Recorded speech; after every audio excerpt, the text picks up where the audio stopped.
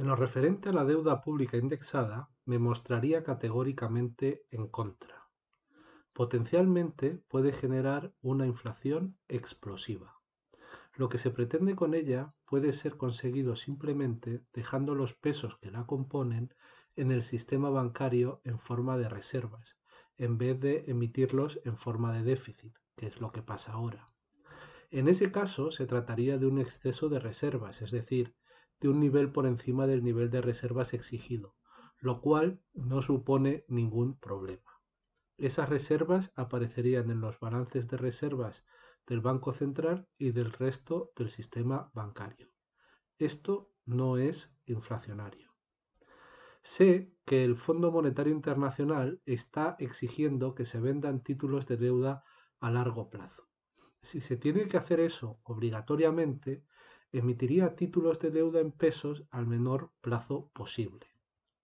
Eso significaría que los tipos de interés serían más altos porque reflejarían la anticipación del corto plazo fijado por el Banco Central, pero en cualquier caso sería una alternativa mucho mejor que la deuda indexada, la cual genera lo que en economía se denomina como equilibrio inestable. Esta deuda se convierte en un problema que se hace más grave con el tiempo y al final daña a la economía. Es más, recomendaría una política de tipos de interés del 0% permanente, de manera que toda la deuda emitida en pesos no estuviera sujeta al pago de intereses. El exceso de reservas en el Banco Central seguiría existiendo, pero no conllevaría el pago de intereses. Esta sería mi primera recomendación. Una de las principales fuentes de inflación que he encontrado en Argentina es el pago de intereses por parte del gobierno argentino, bien a través del Banco Central, bien a través del Tesoro. En cualquiera de los dos casos, el que paga es el gobierno y eso solo echa más gasolina al fuego. Si se tiene una tasa de interés positiva, se pagan nuevos pesos a personas que ya tienen mucho dinero. Y cuanto más dinero tienen, más dinero reciben. Lo podríamos llamar renta básica para personas que ya tienen mucho dinero. En mi opinión, es una de las peores políticas que se pueden seguir. Esos pesos extra ganados por las personas que ya tienen mucho dinero acaban en su mayoría siendo cambiados por dólares, lo cual hace que la moneda nacional pierda valor. Por tanto, creo que el Fondo Monetario Internacional entiende las cosas al revés. Los tipos de interés altos son contraproducentes y solo ayudan a perpetuar la inflación. Para mí esto es obvio tanto en la práctica como en la teoría. Las evidencias así lo indican. Esto en cuanto a la deuda indexada. En cuanto a los límites en el gasto público, tenemos que recordar que el pago de intereses es gasto público. Es cierto que no se computa en el déficit primario, pero la razón por la que se diferencia entre déficit primario y déficit derivado del pago de intereses es un anacronismo que se remonta al patrón oro y a los tipos de cambio fijos. Hoy en día ese esquema no es aplicable. Hoy, en términos prácticos, el gasto es simplemente gasto y hay que tomarlo en su conjunto. Por tanto, cuando se empieza a gastar dinero del gobierno para pagar intereses, el déficit aumenta, es decir, aumenta el gasto en relación a la recaudación de impuestos.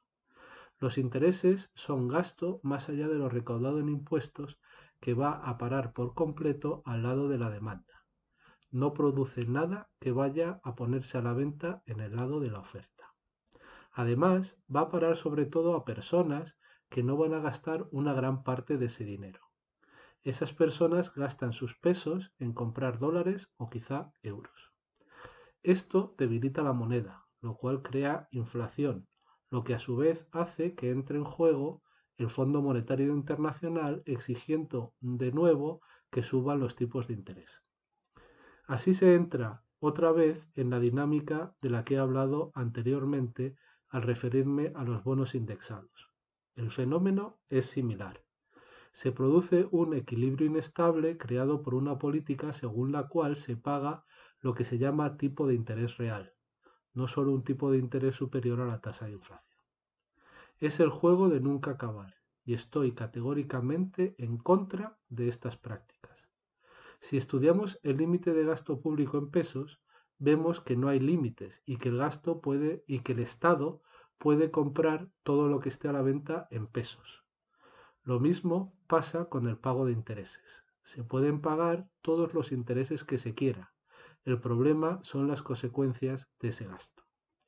Hoy en día, la consecuencia del exceso de gasto, lo cual incluye el gasto en pagar intereses, es la inflación.